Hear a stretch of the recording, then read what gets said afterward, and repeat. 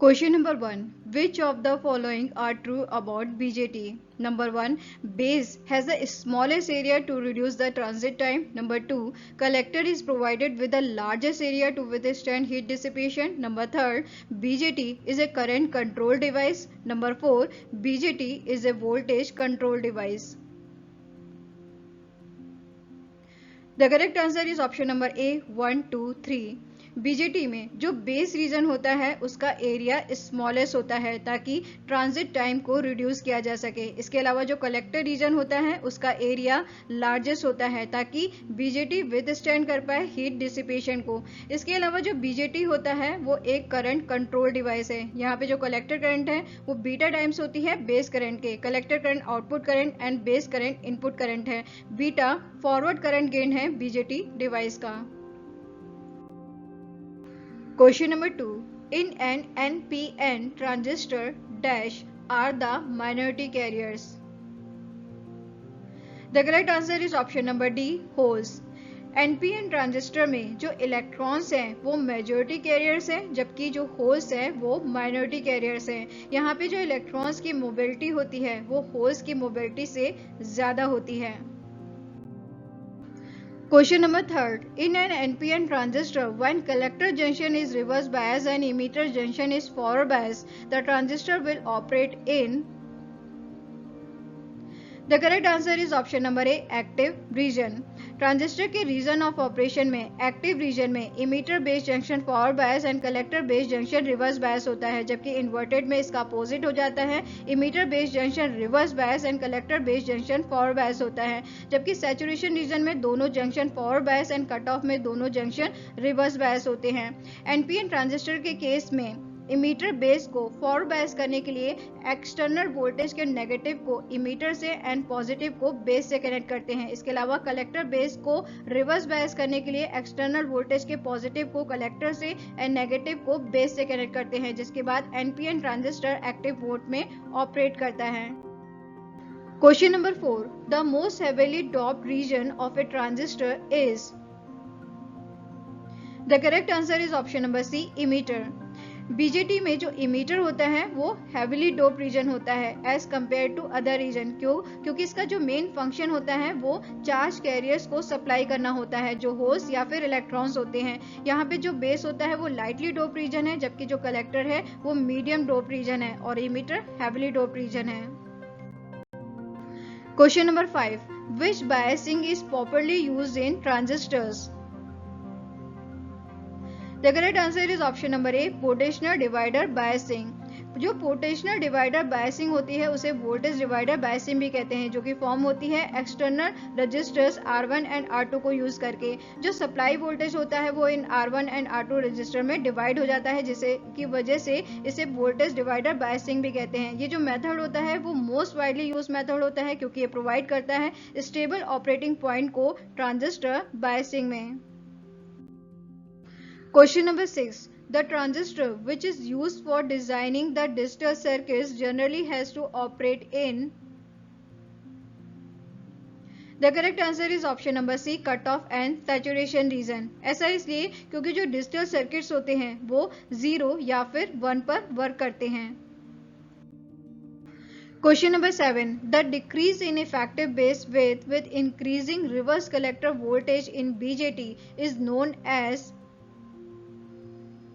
The correct answer is option number B, early effect. BJT में जो early effect है ये एक फिनोमेना है जिसमें बीजेटी का जो बेस कलेक्टर जंक्शन होता है इस बेस कलेक्टर जंक्शन के अक्रॉस रिवर्स वोल्टेज को इंक्रीज करने पर जो इफेक्टिव बेस विड्थ है उसमें रिडक्शन होता है।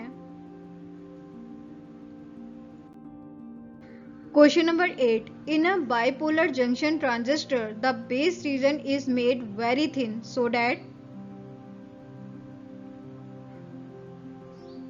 The correct answer is option number A, recombination in base region is minimum।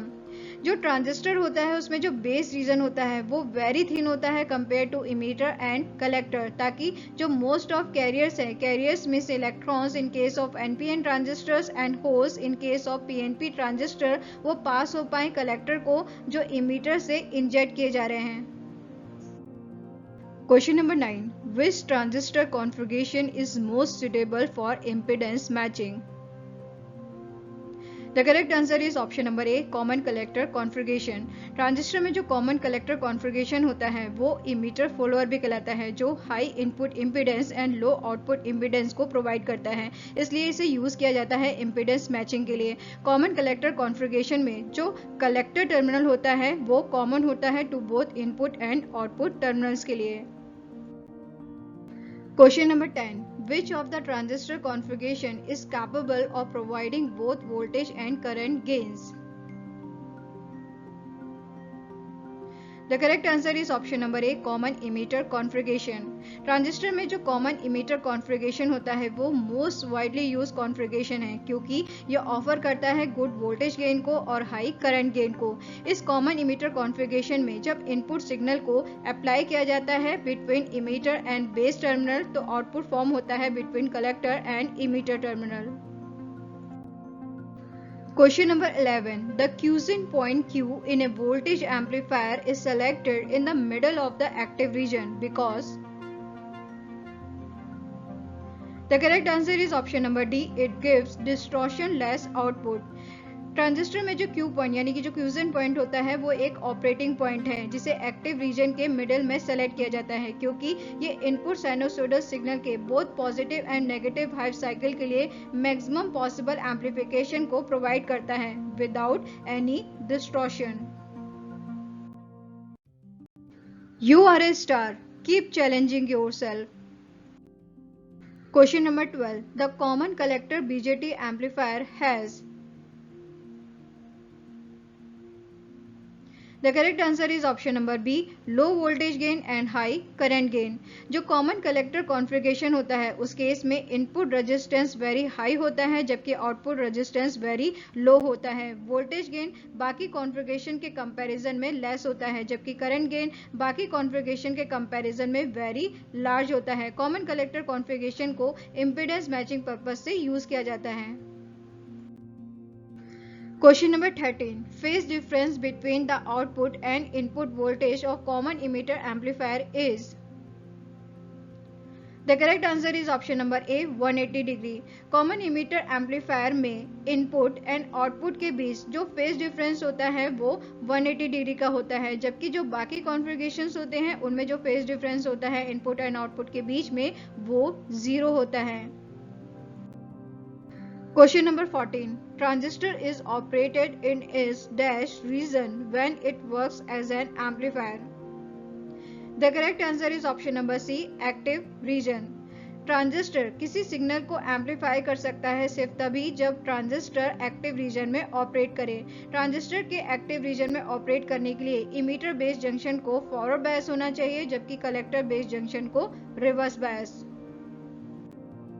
Question number 15. Emitter follower in terms of feedback is an example of. The correct answer is option number B, voltage series type feedback. जो emitter follower circuit होता है उसकी कुछ properties होती हैं, जैसे कि ये वोल्टेज सीरीज फीडबैक टाइप का सर्किट होता है, इसका voltage gain less than unity होता है, इसके अलावा जो उसका आउटपुट इम्पीडेंस होता है वो वेरी लो होता है। Question number 16. Transistor is a. The correct answer is option number C, current control device. जो ट्रांजिस्टर होता है वो एक करंट कंट्रोल डिवाइस है क्योंकि इसमें जो बेस करंट होती है वो करंट के फ्लो को कंट्रोल करती है between collector and emitter. Question number 17. What is a Darlington transistor? The correct answer is option number A. It is a compound structure consisting of two bipolar transistor.